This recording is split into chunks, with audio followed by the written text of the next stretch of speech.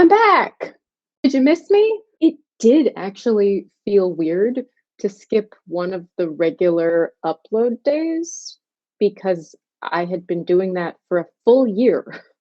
For a full year, uploading 2 episodes a week, and just taking one off was a shift. And it was also a big adjustment to stop making the Lizzie Bennet Diaries, to the time after. I kind of got to like live it a little bit as the episodes played out a month after I had stopped getting to shoot them.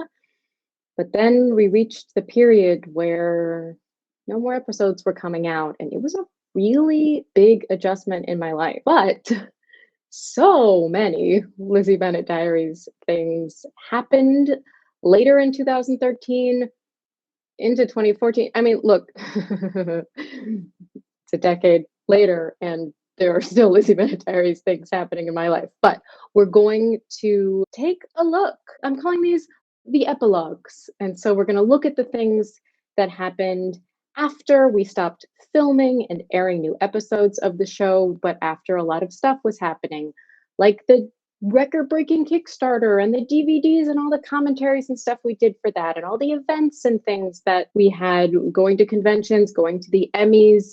I recorded the audiobook for The Secret Diary of Lizzie Bennet. And then we'll end with those bonus episodes that we'll get to. I'm not going to make you wait a full year to get to those. And so those are some of the things that we're going to explore in the epilogues, which will come out on Tuesdays. There will always be more details, especially the tea, available on the Patreon. Making the Look Back Diaries has taken hundreds of hours of my time. So shout out to my patrons, because I definitely would not be able to make this series without them. I guess I gotta keep up the bit. My name is Ashley Clements, and these are the Look Back Diaries epilogues.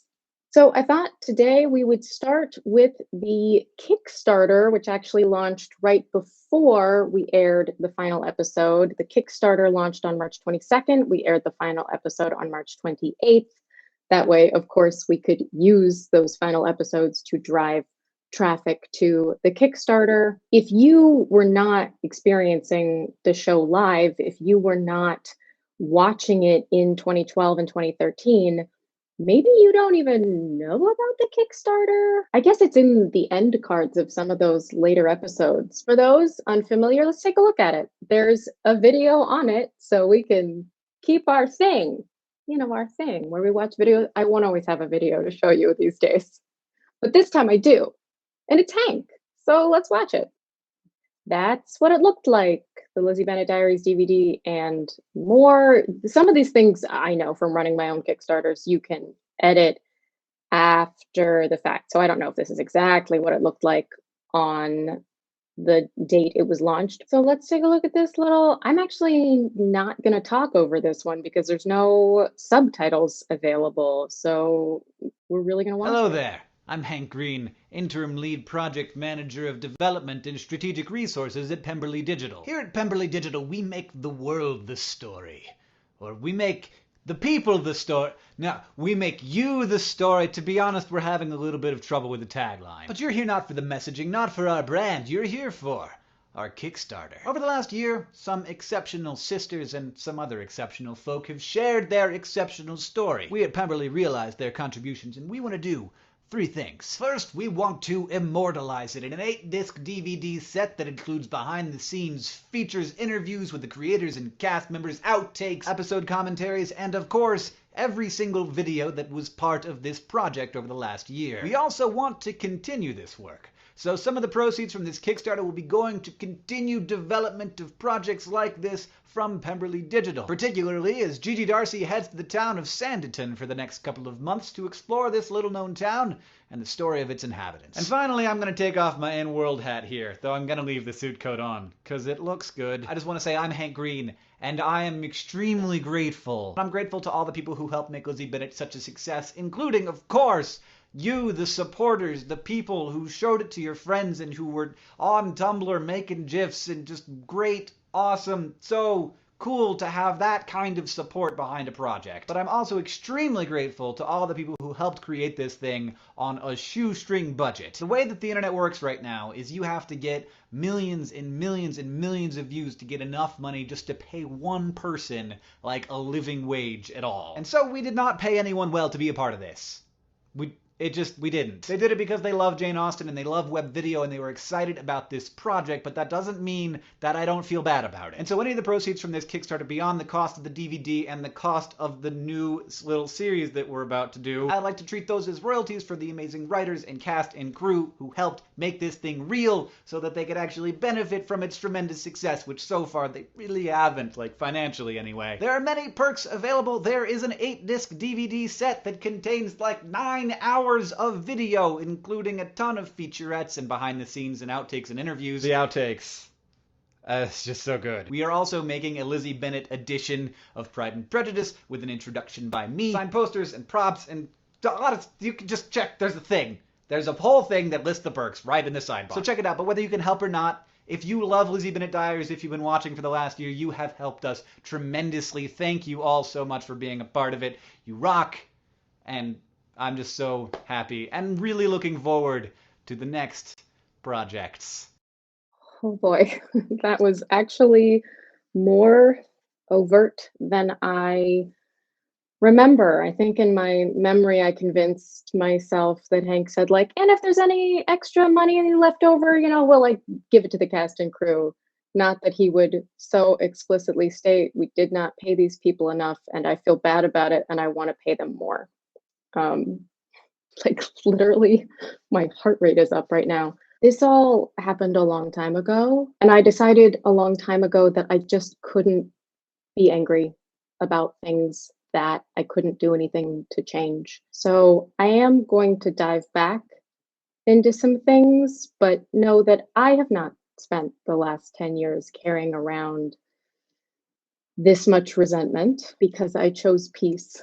And also know that when I tell you things that were upsetting, frustrating for me, I am never trying to dissuade you from loving the Lizzie Bennet Diaries. It obviously has not stopped me from loving the Lizzie Bennet Diaries, but a lot of shit happened. But when the Kickstarter launched, it was a very happy, very exciting day. You probably already noticed this down here. $60,000 goal. It was met in 6 hours and ended up raising $400,000 more than we set out to, which was just astounding.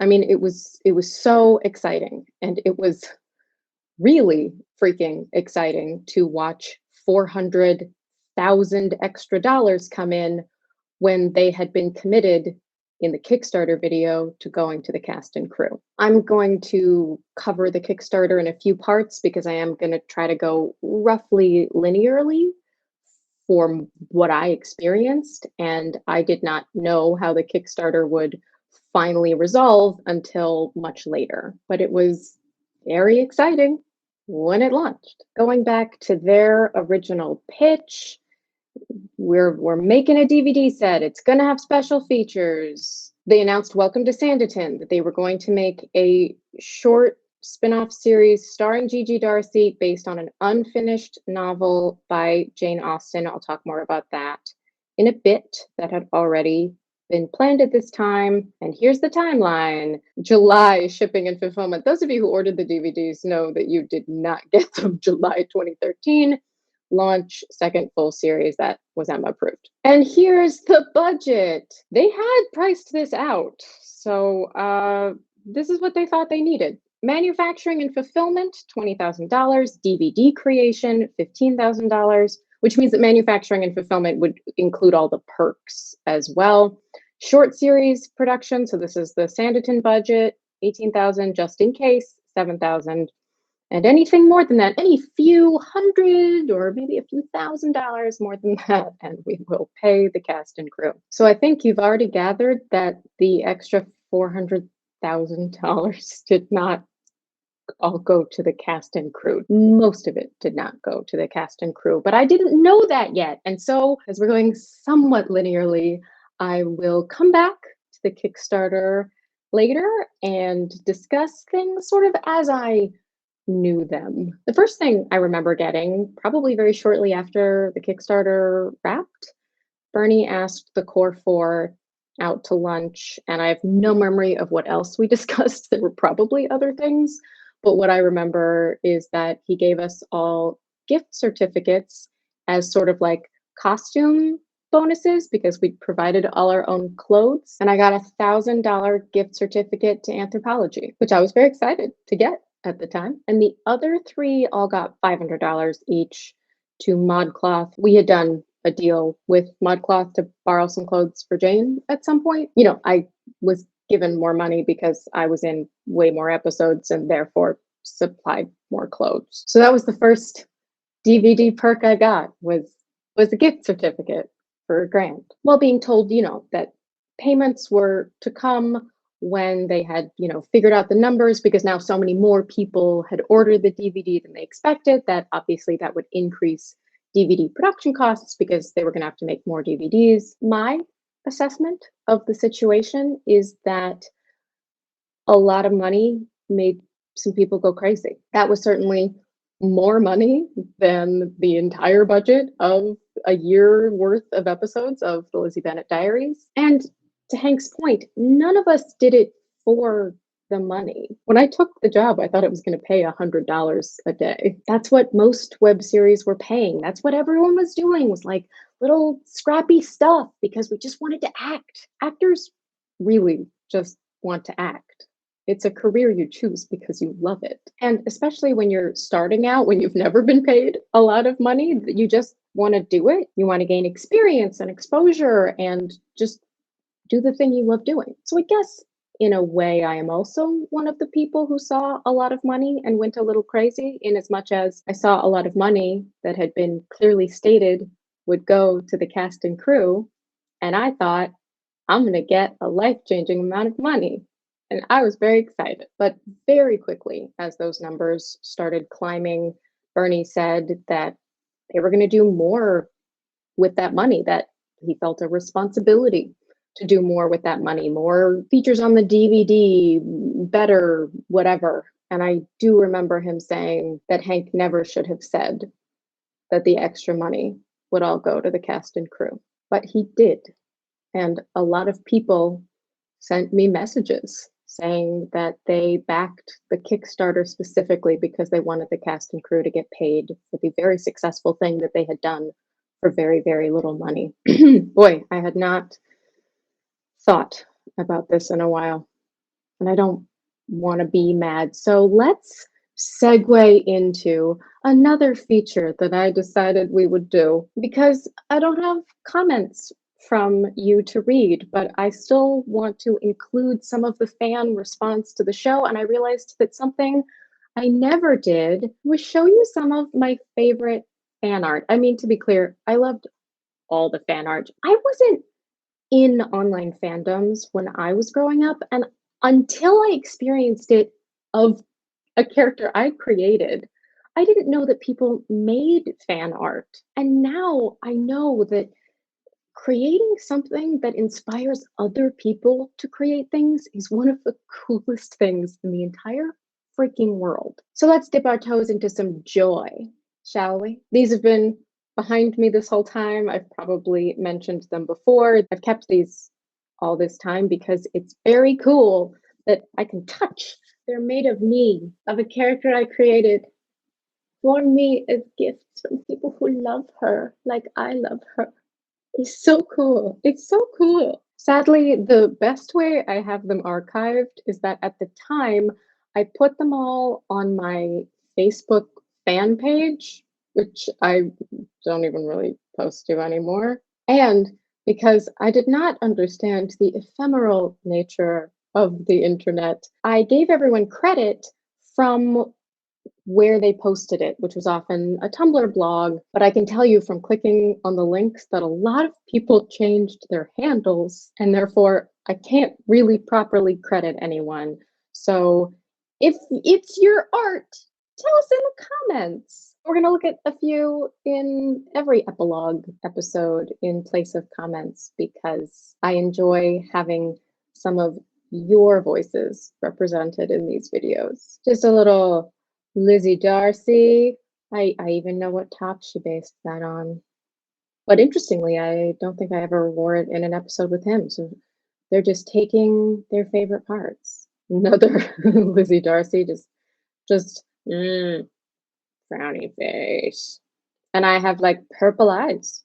Good for me. Oh, now there is some heart between us. It seems like it was inspired by a dress with long sleeves, and they just went, what if it had no sleeves? More of us being awkward. Is music. I hear it's really good for dancing. Oh yeah, like us hanging out in the living room at Netherfield. Sure. I don't know what to say. I swear all the fan art is not Lizzie and Darcy, but it's cute. Oh, this one's so cool. This imagines us in LBD and then mirror reflected as Pride and Prejudice Regency era style. Very cool. My good opinion once lost is lost forever. I'm guessing Yasmin Arajo made this because they say thank you. Oh, Lizzie's wearing his hat. What does it mean? What does it mean? Well, I know those were all Lizzie and Darcy, but they won't all be Lizzie and Darcy. We'll see more of them in future episodes. And I said I would say more about Sanditon, but actually, I will let Jay Bushman tell you more about Sanditon. We rolled directly into Welcome to Sanditon as soon as the writing on Lizzie was done. I don't know how much that has been talked about. I can share that we all knew that Emma was going to be the next show, but there was a day where Bernie came to the writers and said, so Emma's going to be the next show, but we're going to need a few months to develop it. So we need to get something else on the channel sooner rather than later. We need something to bridge the time between the end of Lizzie and the beginning of Emma. So if you have pitches, bring me pitches. And so I went home and started looking at short form Austen, and I read the Fragments of Sanditon and Miss Watson and a couple of other things and came up with the pitch for Sanditon. And my pitch was that we do it and we make it aggressively more experimental because I knew whatever came second, there was going to be a backlash. We were never going to be able to match what LBD did. So let's lean into it.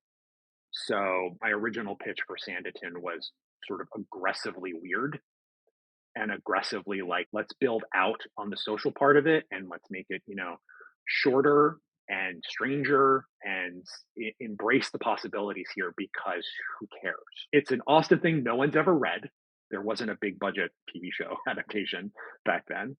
And so we're not going to have anyone who, is going to get bent out of shape because we replaced Charlotte Hayward with Gigi. Like, no one's really going to care. But also, we were very clear that, like, there was going to be a lot of hate for whatever came second. So it was almost like, let's use a weird show to reset the ground so that when Emma comes, it's like got a blank slate. And I pitched it.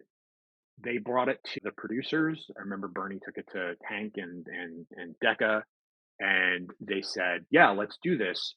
Who wants to run it?" Honestly, I didn't volunteer because I was like, "It's Margaret's turn. Like Margaret should run this."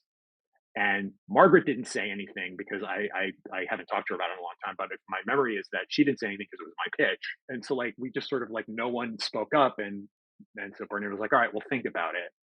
And then separately, me and Margaret went to Bernie and I remember I said, "Look, I think it's Margaret's turn, but like I'm happy to like co-run it with her if she wants to do that." And I think she went to Bernie and said the same thing. So that's how we ended up doing it together. I didn't know that. I love the perspective. What do you do when you know that you're gonna get backlash? To have the perspective of like, okay, let's just try some things and have the freedom of not trying to make anybody like it Yeah. and letting that lead to discovery, to embrace that, and then really celebrate the niche audience of it, because the people who really wanted to like participate in Sanditon, because you invited a very different level of participation from the audience, like they're a part of that. Their Yeah. attachment to that is so unique and so deep. I think it's very cool that you Well, took thank you advantage for of letting that. me talk about it because no one's ever going to do a look back video series on Welcome to Sanditon. So, this will probably be my only chance to talk about it. Next time we'll talk about some more wrap up things. There was a photo shoot that was on the social media. Maybe you remember it, but if you weren't watching the show live, maybe you don't even know what I'm talking about, but don't worry, I'll show you.